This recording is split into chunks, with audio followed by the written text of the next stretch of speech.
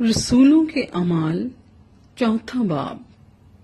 जो 37 आयात पर मुश्तमिल है। जब वो लोगों से ये कह रहे थे तो काहिन और हैकल का सरदार और सदूकी उन पर चढ़ आए। वो सख्त रंजीदा हुए क्योंकि ये लोगों को तालीम देते और यीशु की नजीर देकर मुर्दों के जी उठने की मुनादी करते थे, और उन्होंने उनको पकड़कर दूसरे दिन तक हवालात में रखा क्योंकि शाम हो गई थी। मगर कलाम के सुनने वालों में से बुथेरे ईमान लाए, यहाँ तक कि मर्दों की तादाद 5000 के करीब हो गई। दूसरे दिन यूं हुआ कि उनके सरदार और बुजुर्ग और फकी और सरदार काहिन हन्ना और कायफा और यूहन्ना और इस्कंदर और जितने सरदार काहिन के घराने के थे यरूशलेम में जमा हुए, और उनको बीच में खड़ा करके पूछने लगे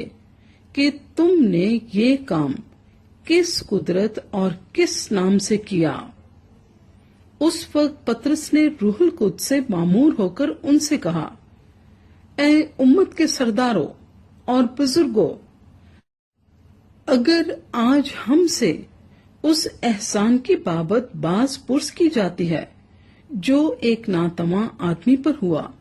कि वो क्यों कर अच्छा हो गया, तो तुम सब और इसराइल की सारी उम्मत को मालूम हो कि यीशु मसीह नासरी, जिसको तुमने मसलूब किया और खुदा ने मुर्दों में से जिलाया, उसी के नाम से ये शख्स तुम्हारे सामने तंदुरुस्त खड़ा है। ये वही पत्थर है जिसे तुम बीमारों ने हकीर जाना और वो कोने के सिरे का पत्थर हो गया,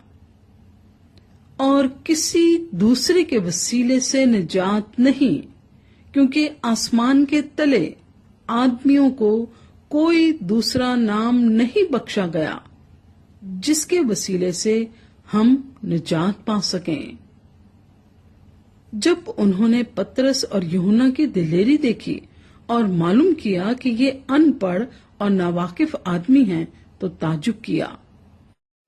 फिर उन्हें पहचाना कि ये यीशु के साथ रहे हैं,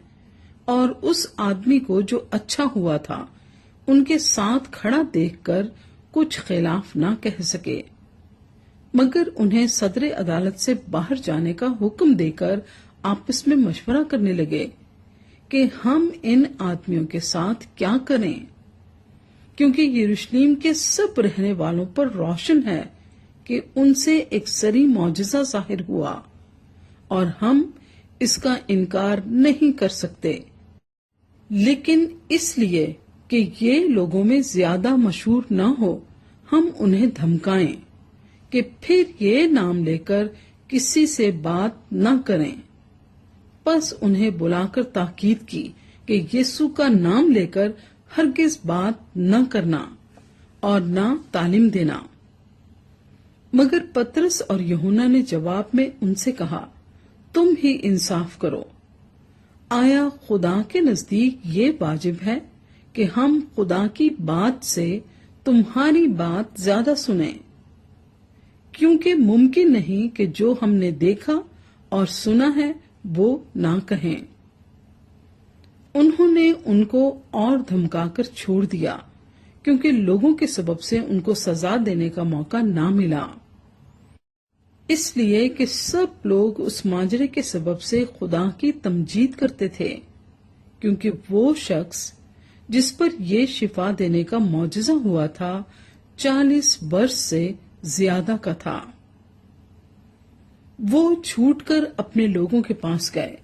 और जो कुछ सरदार काहिनों और बुजुर्गों ने उनसे कहा था बयान किया। जब उन्होंने ये सुना तो एक दिल होकर बुलंद आवाज से खुदा से इल्तिजा की कि ऐ मालिक, तू वो है जिसने आसमान और जमीन और समंदर और जो कुछ उनमें है पैदा किया। तूने रूहुल कुद्स के वसीले से हमारे बाप अपने खादिम दाऊद की जुबानी फरमाया कि कौमों ने क्यों धूम मचाई اور امتوں نے کیوں باطل خیال کیے؟ خداوند اور اس کے مسیح کی مخالفت کو زمین کے بادشاہ اٹھ کھڑے ہوئے اور سردار جمع ہو گئے، کیونکہ واقعی تیرے پاک خادم یسوع کے برخلاف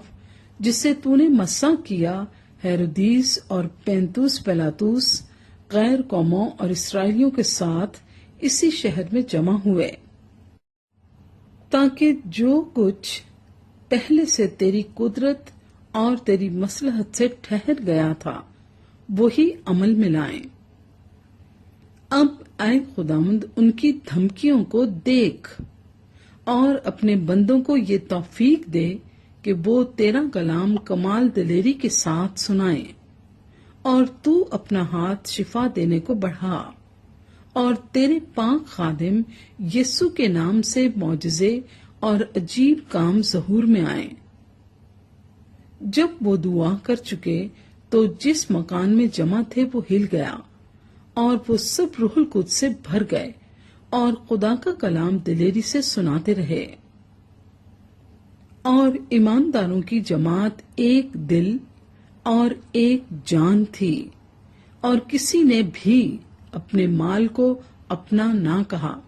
بلکہ ان کی سب چیزیں مشترک تھیں۔ اور رسول بڑی قدرت سے خداوند یسوع کے جی اٹھنے کی گواہی دیتے رہے، اور ان سب پر بڑا فضل تھا، کیونکہ ان میں سے کوئی بھی محتاج نہ تھا، اس لیے کہ جو لوگ زمینوں یا گھروں کے مالک تھے ان کو بیچ بیچ کر بکی ہوئی چیزوں کی قیمت لاتے اور رسولوں کے پاؤں میں رکھ دیتے تھے، پھر ہر ایک کو اس کی ضرورت کے موافق بانٹ دیا جاتا تھا۔ اور یوسف نام ایک لاوی تھا جس کا لقب رسولوں نے برناباس یعنی نصیحت کا بیٹا رکھا تھا، اور جس کی پیدائش کپرس کی تھی۔ اس کا ایک کھیت تھا جسے اس نے بیچا اور قیمت لا کر رسولوں کے پاؤں میں رکھ دی۔